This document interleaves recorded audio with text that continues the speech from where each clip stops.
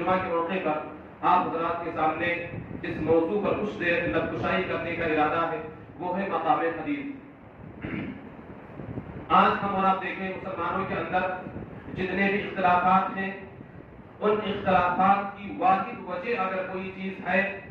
تو وہ حدیث کے مقام، حدیث کے مرتبے کو نہ سمجھنے کی وجہ سے ہے۔ آج ہر آدمی یہ چاہتا ہے کہ میری بات قبول کی جائے، ہر عالم دین تقریباً یہ چاہتا ہے کہ میں جو فتویٰ دے دوں وہ فتویٰ حرف آخر ہو، اور یہی وجہ ہے کہ امت میں انتشار اختلاف بہت زیادہ برپا ہوا۔ آپ ماضی میں تاریخ اٹھا کر کے دیکھیں کہ جب تک مسلمانوں نے قرآن و سنت کو اپنی پیشانیوں کا جھومر بنایا، جب تک مسلمان قرآن و سنت پر عمل پیرا تھے، ان کے اندر اس قدر اتحاد تھا جس قدر دیوار کو بناتے سمے اینٹوں میں باہم اتحاد ہوا کرتا ہے۔ مگر جب لوگوں نے حدیثوں کو پسے پشت ڈال دیا اور اپنے اماموں کے اقوال اور ان کے فتاویٰ لے کر کے چلنے لگے، تو آج جو حالات ہمارے اور آپ کے سامنے ہیں وہ بیان کرنے کی ضرورت نہیں ہے، آپ خود اس کا مشاہدہ کر رہے ہیں۔ آئیے دیکھیں کہ صحابہ کرام کس قدر حدیثوں کا احترام کیا کرتے تھے، ان کی نظر میں حدیث کی کیا قیمت ہوا کرتی تھی۔ ابو داؤد کتاب الفرائض کی روایت سعید بن مسیب رضی اللہ تعالیٰ عنہ، سعید بن مسیب رحمہ اللہ حدیث کے راوی ہیں، وہ کہتے ہیں کہ عمر فاروق رضی اللہ تعالیٰ عنہ کا یہ فتویٰ تھا، یہ رائے تھی کہ دیت صرف والد کے رشتہ داروں کے لیے ہے، اس میں بیوی کا کوئی حصہ نہیں ہے۔ دیت کہتے ہیں تاوان قتل کو، اگر کوئی کسی کو مار دے، قتل کر دے تو قصاصاً تو اسے بھی قتل کر دیا جائے گا، لیکن اگر اس مقتول کے ورثہ، اس کے اولیاء جرمانہ دینا چاہیں تو جرمانہ بھی عائد کر سکتے ہیں۔ عمر فاروق رضی اللہ تعالیٰ عنہ کا یہ فتویٰ تھا، یہ رائے تھی کہ دیت صرف والد کے رشتہ داروں میں جائے گا، بیوی کا اس میں کوئی حصہ نہیں ہے۔ یہ بات ضحاک بن سفیان رضی اللہ تعالیٰ عنہ کے پاس پہنچی تو وہ آئے اور عمر فاروق رضی اللہ تعالیٰ عنہ سے کہا کہ اشیم الضبابی کی بیوی کے تعلق سے رسول اکرم صلی اللہ علیہ وسلم نے مجھے یہ خط لکھا تھا کہ آپ اشیم الضبابی کی بیوی کو اس کی دیت میں حصہ دلاؤ۔ عمر فاروق رضی اللہ تعالیٰ عنہ نے جب رسول اکرم صلی اللہ علیہ وسلم کی یہ حدیث سنی، رسول اکرم صلی اللہ علیہ وسلم کا یہ فرمان آیا، عمر فاروق رضی اللہ تعالیٰ عنہ نے اپنے فتوے کو دیوار پہ مار دیا۔ عمر فاروق رضی اللہ تعالیٰ عنہ نے اپنے قول سے، اپنے فتوے سے رجوع کر لیا اور کہا بات وہی تسلیم کی جائے گی جو محمد رسول اللہ صلی اللہ علیہ وسلم نے فرمائی۔ اسی طرح سے ترمذی کتاب الحدود کی روایت علی مرتضیٰ رضی اللہ تعالیٰ عنہ کے پاس کچھ مرتدین کو لایا گیا جنہوں نے اسلام کو ترک کر دیا تھا، اسلام سے پھر گئے تھے۔ علی مرتضیٰ رضی اللہ تعالیٰ عنہ نے ان سارے لوگوں کو جلا دینے کا حکم دیا اور ان کے حکم سے ان سب کو جلا دیا گیا۔ یہ بات عبداللہ بن عباس رضی اللہ تعالیٰ عنہ کے پاس پہنچی تو انہوں نے کہا کہ اگر میں وہاں ہوتا تو میں ان کو جلانے کا حکم نہیں دیتا، اس لیے کہ رسول اکرم صلی اللہ علیہ وسلم کی حدیث ہے من بدل دینہ فاقتلوہ، جو دین سے پھر جائے، جو دین اسلام کو پسے پشت ڈال دے، اس کی سزا یہ ہے کہ اسے قتل کر دیا جائے۔ اور اس کے بعد فرمایا کہ میں ان لوگوں کو جلاتا نہیں، اس لیے کہ اللہ کے رسول صلی اللہ علیہ وسلم کی ایک اور حدیث ہے لا تعذبوا بعذاب اللہ، اللہ رب العالمین کی طرح عذاب نہ دو۔ دنیا کے اندر اگر کوئی کتنا ہی بڑا مجرم ہو، دنیا کے اندر کوئی کتنا ہی بڑا گنہگار کیوں نہ ہو، کسی بندے کو یہ حق حاصل نہیں ہے کہ کوئی کسی کو آگ کی سزا دے، کوئی کسی کو آگ میں چلانے کا حق نہیں رکھتا۔ آگ کی سزا دینے کا حق اگر کسی کو حاصل ہے تو وہ رب کائنات کو حاصل ہے، اللہ رب العالمین کے علاوہ کسی کے لیے یہ جائز ہی نہیں ہے کہ وہ کسی کو آگ کی سزا دے، کسی کو جلانے کی کوشش کرے۔ فبلغ ذلك علی فقال صدق ابن عباس، یہ بات علی مرتضیٰ رضی اللہ تعالیٰ عنہ کے پاس پہنچی۔ علی مرتضیٰ نے فرمایا کہ عبداللہ بن عباس نے صحیح فرمایا ہے۔ اس وقت علی رضی اللہ تعالیٰ عنہ کے پاس یہ حدیث موجود نہیں تھی۔ میرے بھائی اور دوستو، اس دور میں جس دور میں جبریل امین آیا کرتے تھے، اس دور میں جہاں نبی کریم صلی اللہ علیہ وسلم کی باتوں کو ایک ایک صحابی، خاص طور سے ابو ہریرہ رضی اللہ تعالیٰ عنہ لکھا کرتے تھے، نوٹ کیا کرتے تھے، صحابہ کرام کے پاس ساری حدیثیں موجود نہیں تھی۔ صحابہ کرام کے پاس اللہ کے رسول صلی اللہ علیہ وسلم کے سارے اقوال موجود نہیں تھے۔ کسی کو کچھ حدیثیں معلوم ہے تو کچھ حدیثیں نہیں معلوم ہے، لیکن ساری حدیثوں کا علم نہ ہونا یہ آیت کی بات نہیں۔ ہر آدمی کے پاس سارا علم نہیں ہو سکتا ہے، حدیثیں ساری کسی ایک کے پاس نہیں ہو سکتی ہے، وہ دنیا کا کوئی بھی امام ہو، حدیثیں اور علم سارا کا سارا علم کسی ایک کے پاس نہیں ہو سکتا ہے۔ اور یہی ہوا صحابہ کرام کے پاس جب حدیث آتی اپنی بات کو دیوار پہ مار دیتے تھے، اور یہی وجہ تھی ان کے درمیان اتحاد و اتفاق کا۔ اور آج مسلمانوں کے اندر انتشار کی سب سے اہم وجہ یہ ہے کہ لوگ قرآن کریم کو تو غنیمت سمجھتے ہیں، مانتے ہیں بہت حد تک، لیکن اگر حدیث آ جائے تو اس میں طرح طرح کے اعتراضات اٹھاتے ہیں، اپنے اماموں کی باتوں کو سب سے اوپر، حالانکہ اگر زبانی بات آ جائے، دعوے کی بات آ جائے تو اس قدر احترام کریں گے رسول اکرم صلی اللہ علیہ وسلم کا، وہ چیزیں جو رسول کی شان میں ثابت رہی ہے، رسول کی عظمت کو بڑھانے کے لیے، رسول اکرم صلی اللہ علیہ وسلم کو اونچا دکھانے کے لیے کچھ ایسے اعمال انجام دیں گے، کچھ ایسی حرکتیں انجام دیں گے جس سے پتہ چلے کہ یہ عاشق رسول ہے، لیکن جب عمل کرنے کی بات آ جائے، رسول اکرم صلی اللہ علیہ وسلم کی حدیث آ جائے، وہاں پر حدیث کو چھوڑ کر کے اپنے امام کے اقوال کو پکڑ لیتے ہیں۔ میرے بھائیو دوستو، محبت کا یہ معیار نہیں ہے، انصاف یہ نہیں ہے، تمام لوگوں کی عزت کرو، سب کا احترام سر آنکھوں پر، مگر بات کو تسلیم کرو جو محمد رسول اللہ صلی اللہ علیہ وسلم نے فرمائی ہے۔ موطا امام مالک کی روایت، عثمان غنی رضی اللہ تعالیٰ عنہ کا یہ فتویٰ تھا، یہ رائے تھی کہ اگر کسی عورت کا شوہر انتقال کر جائے تو وہ عورت چاہے جہاں عزت گزار سکتی ہے، چاہے وہ شوہر کے گھر پہ عزت گزارے یا اپنے گھر پہ جا کر کے عزت گزارے، کہیں بھی وہ عزت گزار سکتی ہے، اس میں کوئی مذائقہ نہیں ہے۔ ابو سعید خدری رضی اللہ تعالیٰ عنہ کی بہن فریعہ بنت مالک، انہوں نے آ کر کے عرض کیا کہ میرے شوہر کا انتقال ہوا تھا تو میں نے اس تعلق سے رسول اکرم صلی اللہ علیہ وسلم سے دریافت کیا تھا کہ میں عزت کہاں گزاروں۔ محمد عربی صلی اللہ علیہ وسلم نے مجھے یہ حکم دیا تھا کہ آپ اپنے شوہر کے گھر میں ہی عزت گزارو۔ عثمان غنی رضی اللہ تعالیٰ عنہ کے پاس جب یہ حدیث پہنچی، یہ حدیث مبارکہ ان کے پاس گئی، عثمان غنی رضی اللہ تعالیٰ عنہ نے اپنی بات سے رجوع کر لیا، اپنے فتوے کو چھوڑ دیا۔ میرے بھائیوں دوستو، عمر فاروق رضی اللہ تعالیٰ عنہ، علی مرتضیٰ رضی اللہ تعالیٰ عنہ، عثمان غنی رضی اللہ تعالیٰ عنہ، یہ بہت بڑے بڑے صحابہ کرام ہیں، یہ کبار صحابہ کرام ہیں، یہ وہ ہیں کہ جن کا درجہ انبیاء کے بعد ہے۔ اگر کسی کا درجہ اس امت کے اندر ہے، کوئی افضل ہے انبیاء کے بعد، تو صدیق اکبر ہے، عمر فاروق ہے، علی مرتضیٰ ہے، عثمان غنی ہے، لیکن حدیث کے مقابلے میں اپنی بات کو جوتے کی نوک پہ رکھ دیا کرتے۔ آج مسلمانوں کے اندر وہ پختگی نہیں رہی، آج مسلمانوں کے اندر منہج کی وہ پختگی نہیں رہی، سب صحیح ہے، سب حق پر ہے۔ میرے بھائیو دوستو، حدیث آ جائے تو آدمی اپنے آپ کو جھکا دے۔ آپ کو سن کر کے حیرت ہوگی، صحابہ کرام کی نظر میں حدیث کا اتنا مقام تھا کہ وہ حدیث کو وحی الہی سمجھا کرتے۔ صحابہ کرام حدیث کو اللہ رب العالمین کی جانب سے نازل کردہ وحی سمجھا کیا کرتے تھے۔ صحیح بخاری اور مسلم کی روایت، عبداللہ بن مسعود رضی اللہ تعالیٰ عنہ نے مدینہ کے اندر یہ فتویٰ دیا کہ اللہ رب العالمین نے لعنت فرمائی ہے ان عورتوں پر جو عورتیں گودنا گدواتی ہیں یا گودنا گودنے کا کام کرتی ہیں، یعنی اللہ رب العالمین کی لعنت ہے گودنا گودنے والی عورت پر، گودنا گدوانے والی عورت پر، بھاؤں کے بالوں کو تراش کرنے والی عورت پر، بھاؤں کے بالوں کو باریک کرانے والی عورت پر، اور اسی طرح سے خوبصورتی کے لیے بیوٹی پارلر میں جا کر کے دانتوں میں شگاف کرانے والی عورت، والمغیرات خلق اللہ، اور اللہ رب العالمین کی تخلیق میں بدلنے والی، رد و بدل کرنے والی ان جیسی تمام عورتوں پر اللہ رب العالمین کی لعنت۔ یہ فتویٰ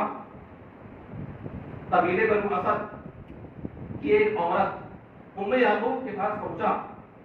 ام یعقوب عبداللہ بن مسعود کے پاس آئی اور کہنے لگی، حضرت آپ نے جو فتویٰ دیا ہے یہ قرآن میں تو نہیں ہے، آپ نے یہ فتویٰ کہاں سے بیان کیا؟ عبداللہ بن مسعود رضی اللہ تعالیٰ عنہ نے کہا کہ میں ان عورتوں پر لعنت کیوں نہ کروں جن عورتوں پر لعنت میرے نبی نے کی، وما ہوا فی کتاب اللہ، اور جو فتویٰ قرآن کریم کے اندر موجود ہے۔ میرے بھائیو دوستو، 1400 سال پہلے کی جو عورتیں تھیں، قرآن و حدیث پر ان کی اتنی گرفت تھی، اتنا پکڑ مضبوط تھا، ام یعقوب نے کہا عبداللہ بن مسعود یہ فتویٰ قرآن کریم کے اندر نہیں ہے، اللہ رب العالمین نے قرآن کریم کے اندر ان جیسی عورتوں پر لعنت نہیں فرمائی ہے۔ لقد قرأت ما بین اللوحین فما وجدت فیہ، قرآن کریم کو الحمدللہ سے لے کر کے سورہ ناس تک میں نے بھی پڑھ رکھا ہے، لیکن یہ فتویٰ قرآن کریم کے اندر موجود نہیں ہے۔ آپ نے کیسے کہہ دیا کہ کتاب اللہ کے اندر موجود ہے۔ عبداللہ بن مسعود نے فرمایا اگر تم نے قرآن کریم کو غور سے پڑھا ہوتا تو آپ کو یہ فتویٰ مل جاتا۔ اس عورت نے کہا کہاں ہے؟ عبداللہ بن مسعود نے سورہ حشر کی آیت کریمہ تلاوت کی، فرمایا وَمَا آتَاكُمُ الرَّسُولُ فَخُذُوهُ وَمَا نَهَاكُمْ عَنْهُ فَانتَهُوا، رسول جس کام سے روکے اس سے رک جاؤ اور رسول جس کام کے کرنے کا حکم دے اسے کرو۔ عبداللہ بن مسعود نے کہا یہ آیت کریمہ آپ نے پڑھا ہو؟ اس عورت نے کہا ہاں یہ آیت کریمہ تو گزر چکی ہے۔ فرمایا یہی ہے۔ میرے بھائی اور دوستو، رسول اکرم صلی اللہ علیہ وسلم کے زمانے میں صحابہ کرام حدیث کو وحی الہی سمجھا کرتے تھے،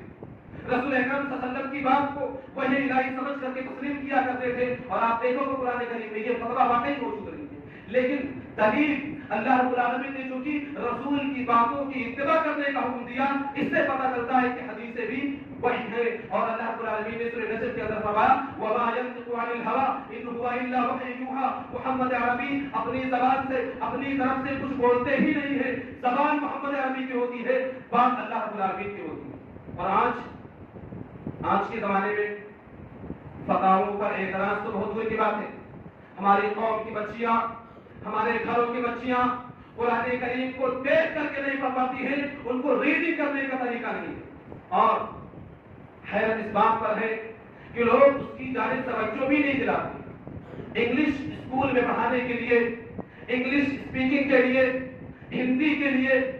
سائیکولوجی کے لیے باقاعدہ 10 گھنٹہ 16 گھنٹہ ہماری قوم کی بچیاں پڑھائی کرتی ہے، لیکن قرآن کو سیکھنے کے لیے، قرآن کریم کو سیکھنے کے لیے 15 منٹ آدھا گھنٹہ کے لیے ہمیں امام کو ٹیوشن پہ رکھ دیتے ہیں تاکہ ہماری بچی کو قرآن کریم کو دیکھ کر کے پڑھنا آ جائے۔ اور میں پوری ذمہ داری کے ساتھ کہتا ہوں آج بہت کم لڑکیاں، بالکل نہ کے برابر لڑکیاں ایسی ہیں جو واقعی معنوں میں قرآن کریم کو دیکھ کر کے پڑھ لیتی ہوں گی، وگرنہ ایسی لڑکیاں ہماری قوم کے اندر موجود نہیں ہے۔ اگر قواعد کی روشنی میں، تجوید کی روشنی میں قرآن کریم کو نافرہ پڑھوا لیا جائے، 90-100 لڑکیوں میں سے کوئی ایک لڑکی شاید نکل جائے جو قرآن کریم کو دیکھ، میں جملہ کیا بولا، دیکھ کر غور و فکر کرنا،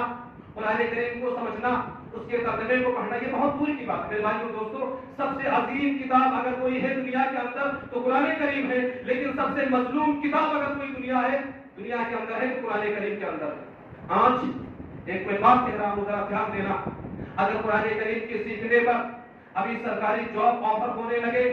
قرآن کریم کو حفظ کرنے پر، قرآن کریم کو سیکھنے پر ابھی اگر سرکاری جاب ملنے لگے، ہماری قوم کے لڑکے لڑکیاں سبھی تقریباً حافظ قرآن ہوں گے، قرآن کریم کو سمجھنے والے ہوں گے۔ آج اگر مسلمان قرآن کریم سے دور ہے تو صرف جاب کی وجہ سے، صرف اور صرف پیسے کی وجہ سے، اگر آج قرآن کریم سیکھنے پر وظیفہ متعین کر دیا جائے، اسکالرشپ ملنے لگ جائے، تمام کے تمام لوگ بوڑھے بھی نظر لگا کے کھڑے ہوں گے۔ میرا یہ جملہ یاد رکھیں، آج ہم اور آپ ذلیل و خوار ہوئے قرآن کریم کو چھوڑنے کی وجہ سے، ہم پر اگر ذلت و رسوائی آئی تو قرآن کریم کو پسے پشت ڈالنے کی وجہ سے۔ میرے بھائیو دوستو، آج مسلمانوں کے پاس ساری چیزیں موجود ہیں، سب کچھ ہے، لیکن گھروں کے اندر دینداری نہیں رہی، گھروں کے اندر دین کی تعلیم نہیں رہی، گھروں کے اندر ساری چیزیں موجود ہیں، لیکن ان میں دین نہ ہونے کی وجہ سے، توحید کی عظمت کو، ایمان کی قیمت کو نہ سمجھنے کی وجہ سے آج ہماری لڑکیاں نان مسلم لڑکوں کے ساتھ بائک پر بیٹھ کر کے نقاب لگا کر کے گھومتی ہیں، اور ہم اور آپ باقاعدہ مشاہدہ کر رہے ہیں۔ اس کے باوجود ہم اپنے گھروں کے اندر دینداری لانے کے لیے تیار نہیں ہے۔ ہمارے گھروں میں بہت سارے، اگر 4 لڑکے ہیں، 3 لڑکیاں ہیں، کوئی عالمہ نہیں، کوئی دین کا ماہر نہیں ہے، کوئی دین کا اسپیشلسٹ نہیں ہے، لیکن عصری علوم کے ایک سے ایک آپ کو مل جائیں گے۔ میرے بھائیو دوستو، صحابہ کرام کے اندر اگر کوئی چیز تھی تو وہ دینداری تھی، ایمان کی قیمت کا اندازہ تھا، توحید کی عظمت کا اندازہ تھا، کتاب و سنت کی خالص تعلیمات ان کے اندر موجود تھی۔ یہی وجہ ہے کہ وہ جس جنگ میں شریک ہو جاتے تھے، 8000 اگر شریک ہوئے تو 2 لاکھ کو ڈھیر کر کے نکل گئے، کیونکہ ان کے اندر اللہ رب العالمین پر توکل تھا، اور توکل بھروسہ دینی تعلیم کی وجہ سے آیا تھا۔ اسی طرح سے صحابہ کرام کے اندر اتباع کا حال یہ تھا۔ صحیح مسلم کتاب الجمعہ کی روایت ابو رافع رضی اللہ تعالیٰ عنہ بیان کرتے ہیں کہ ایک مرتبہ مروان نے مدینہ کا گورنر ابو ہریرہ رضی اللہ تعالیٰ عنہ کو بنا دیا اور خود مکہ چلے گئے۔ اسی دوران جمعہ کا دن آیا، ابو ہریرہ رضی اللہ تعالیٰ عنہ نے نماز جمعہ میں پہلی رکعت میں سورہ جمعہ کی تلاوت کی اور دوسری رکعت میں سورہ منافقون کی تلاوت کی۔ نماز ختم ہوئی، ابو رافع کہتے ہیں کہ میں ابو ہریرہ کے پاس گیا اور کہا حضرت آپ نماز جمعہ میں وہ صورت تلاوت کرو جو علی مرتضیٰ رضی اللہ تعالیٰ عنہ کوفہ کے اندر اپنی عہد خلافت میں پڑھا کرتے تھے۔ ابو ہریرہ نے فرمایا کہ ابو رافع یہ آیتیں یہ صورتیں میں نے اپنی جانب سے تلاوت نہیں کی، میں نے رسول اکرم صلی اللہ علیہ وسلم کو جمعہ کی نماز کی پہلی رکعت میں سورہ جمعہ تلاوت کرتے ہوئے سنا ہے اور دوسری رکعت میں سورہ منافقون کی تلاوت کرتے ہوئے میں نے سنا ہے، اس لیے میں نے نبی کی اتباع کرتے ہوئے یہ عمل انجام دیا۔ میرے بھائیو دوستو، ایک خاص نقطہ نکال کر کے میں بات کو آگے بڑھا دوں گا۔ اگر کسی عالم کی کوئی بھی بات آپ کو عجیب لگے، کسی عالم کی کوئی حرکت عبادات کے معاملے میں آپ کو سمجھ میں نہ آئے، آپ فوراً اس عالم دین سے رابطہ کرو، فوراً اس عالم دین کو بٹھاؤ۔ اور خدا کا شکر ہے، اللہ رب العالمین کا شکر ہے کہ یہ اجازت، یہ کھلم کھلا پوچھنے کی پرمیشن اگر کسی جماعت کے اندر ہے تو جماعت اہل حدیث کے اندر ہے۔ بقیہ جماعتوں کے اندر اگر کسی بقیہ جماعتوں کے عالم اپنے اسٹیج سے اگر ڈی جے سننے پر ثواب کا فتویٰ دے دیں، عوام کے اندر اتنی ہمت نہیں ہے کہ اپنے عالم دین سے سوال کریں۔ اگر دیگر مساجد کے اندر کوئی بھی عالم دین کوئی بھی فتویٰ دے دے، اور میں آپ کو ثابت کر سکتا ہوں قرآن کریم کے اندر غلط آیتیں کریمہ نوٹ کر دی، غلط آیات لکھنے میں غلطی ہو گئی، عوام کو پتا چلا، لوگوں کو پتا چلا کہ یہ آیت کریمہ غلط انداز سے نوٹ کی گئی ہے، لیکن ادب کا عالم یہ تھا، احترام کا عالم یہ تھا کہ اپنے عالم کو ٹوکنا گوارا نہیں کیا۔ میرے بھائیو دوستو، اگر کسی جماعت میں اپنے علماء سے اپنے دین سے ڈائریکٹ پوچھنے کی اجازت ہے تو وہ جماعت اہل حدیث کے اندر ہے۔ آپ اینی ٹائم اپنے عالم کو بٹھاؤ، اپنے علماء سے پوچھو، اور خاص طور سے اس معاملے میں علماء کا احترام بہت ضروری ہے۔ کیوں؟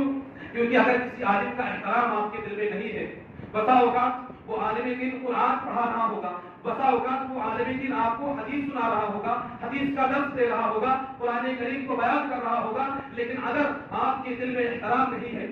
اس کے لیے آپ کے دل میں جگہ نہیں ہے، آپ اس کی باتوں کو ٹھکرا کر کے چلے جاؤ گے، بظاہر آپ کو لگ رہا ہے کہ میں اس عالم کو ٹھکرا رہا ہوں، لیکن حقیقت یہ ہے کہ آپ قرآن و حدیث کو ٹھکرا کر کے جا رہے ہو۔ ایمان کے سلب ہو جانے کا خطرہ ہے اگر عالم دین کا احترام نہیں ہے۔ اسی طرح سے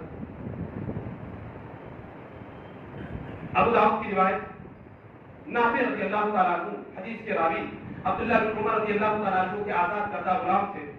وہ ایک مرتبہ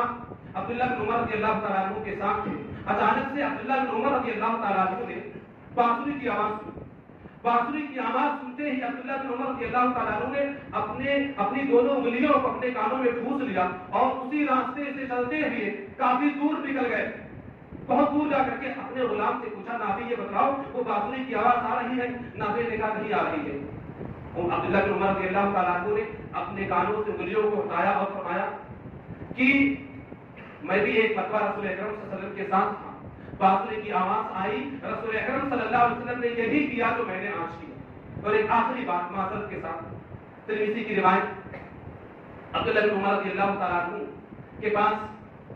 ایک آدمی بیٹھا ہوا تھا، اس کو اچانک سے چھینک آ گئی، اس نے کہا الحمدللہ والصلاۃ علی رسول اللہ۔ چھینک آنے کے بعد اس نے جواب دیا الحمدللہ والصلاۃ علی رسول اللہ، تمام تعریفات اللہ رب العالمین کے لیے اور سلامتی ہو میرے نبی جناب محمد عربی صلی اللہ علیہ وسلم کا۔ عبداللہ بن عمر رضی اللہ تعالیٰ عنہ موجود تھے، کہا یہ جملہ بظاہر ٹھیک ہے، جملے کے اندر کوئی خرابی نہیں ہے، اس جملے سے پتہ چلتا ہے کہ تمہیں نبی سے محبت ہے، لیکن میرے نبی نے یہ جملہ نہیں کہا۔ میرے نبی نے چھینک آنے کے بعد، آج ہندوستان کے اندر دیکھو کہ بہت سارے درود شریف، وہ انڈین درود شریف ہے، ہندوستانی درود شریف ہے، بہت ساری دعائیں آپ کو مل جائیں گی جو ہندوستان کے علماء نے، ہندوستان کے زمین فروش اللہ نے باقاعدہ اس کو کہا ہے، لکھا ہے اور ان دعاؤں کو شائع کیا ہے کہ یہ پڑھو ایسا ہوگا، کہ درود شریف پڑھو ایسا ہوگا۔ نبی کی شان کو بڑھانے کے لیے عبداللہ بن عمر رضی اللہ تعالیٰ عنہ نے فرمایا یہ جملہ صحیح ہے، پتہ چلتا ہے کہ تمہیں نبی سے محبت ہے، لیکن اعتراض یہ ہے، خرابی یہ ہے کہ میرے نبی نے چھینک آنے کے بعد یہ جملہ نہیں کہا۔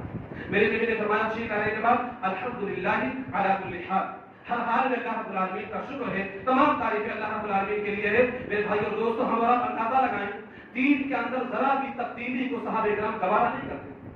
جملہ صحیح ہے، الحمدللہ والسلام علی رسول اللہ، تمام تعریفیں اللہ رب العالمین کے لیے اور سلامتی ہو میرے نبی جناب محمد عربی پر۔ اس سے بہترین جملہ آپ کو مل جائے، نبی سے محبت کی پہلی دلیل پتہ چلتا ہے کہ چھینکنے والے کو نبی سے کتنی محبت تھی۔ لیکن خرابی یہ ہے کہ میرے نبی نے ایسا نہیں کیا. میرے نبی نے چھینک آنے کے بعد یہ جملہ نہیں کہا. میرے نبی نے چھینک آنے کے بعد فرمایا الحمدللہ علی کل حال, ہر حال میں اللہ رب العالمین کا شکر ہے. یہ تو اسی کی روایت. میرے بھائیو اور دوستو, وقت نکل چکا ہے. اخیر میں اللہ رب العالمین سے دعا ہے کہ اللہ تعالیٰ ہمیں اور آپ کو احادیث کے مقام اور مرتبے کو سمجھنے کی توفیق عطا فرمائے. آمین. اللہ رب العالمین ہمارے اور آپ کے دلوں میں سنت رسول کا جذبہ پیدا کر دے.